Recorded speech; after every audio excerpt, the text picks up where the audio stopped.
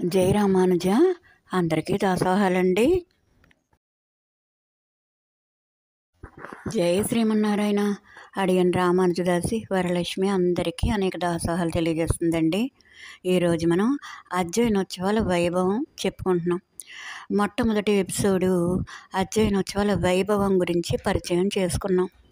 తరువాత అధ్యయనోత్సవాన్ని ప్రారంభించింది తిరుమంగయ్య ఆళ్వారే కనుక తిరుమంగయ్య ఆళ్వారి యొక్క వైభవాన్ని 2 ఎపిసోడ్లుగా చెప్పుకున్నాం. ఇప్పుడు అధ్యయనోత్సవాలు అంటే ఏంటి, ఎలా ప్రారంభమయ్యాయి అనే విషయాన్ని చెప్పుకుంటున్నాం. తిరుమంగయ్య ఆళ్వారికి స్వయంగా ఆ పరమాత్మే తిరుమంత్రార్థాన్ని అనుగ్రహించారు.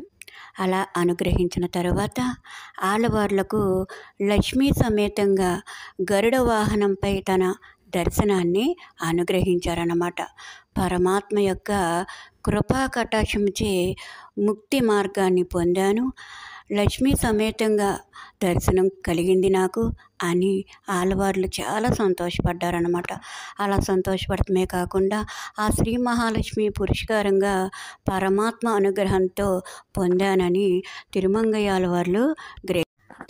ఆళ్వార్లు పరమాత్మ అనుగ్రహం పొందాను అని గ్రహించి నమ్మాళ్వార్లు అనుగ్రహించిన 4 దివ్య ప్రబంధాలు, అవి తిరువిరక్తము, తిరువాసిరియము, పెరియ తిరువందాది, తిరువైమూచి. ఈ 4 ప్రబంధాలకు 6 అంగాలుగా చెప్పదగిన 6 ప్రబంధాలను అనుగ్రహించారు తిరుమంగయ్య ఆళ్వార్లు. తిరుమంగయ్య ఆళ్వార్లు అనుగ్రహించిన 6 ప్రబంధాలు పెరియ తిరుమూజి, తిరుకురందాండకం, తిరువెల్లుకురిత్తిరెక్కై, సిరియ తిరుమడల్, పెరియ తిరుమడల్ మరియు తిరునెడుందాండకం అని 6 ప్రబంధాలు అనుగ్రహించారు. వీరి 6 ప్రబంధాలు వేరు వేరు కవిత్వపు రూపాలు కలిగి ఉన్నాయి. అవి ఆసు కవిత్వం, మధుర కవిత్వం, చిత్ర కవిత్వం మరియు విస్తార కవిత్వాలు. దీని కారణంగానే వీరికి 4 కవి పెరుమాళ్ అని నామం కూడా వచ్చిందన్నమాట.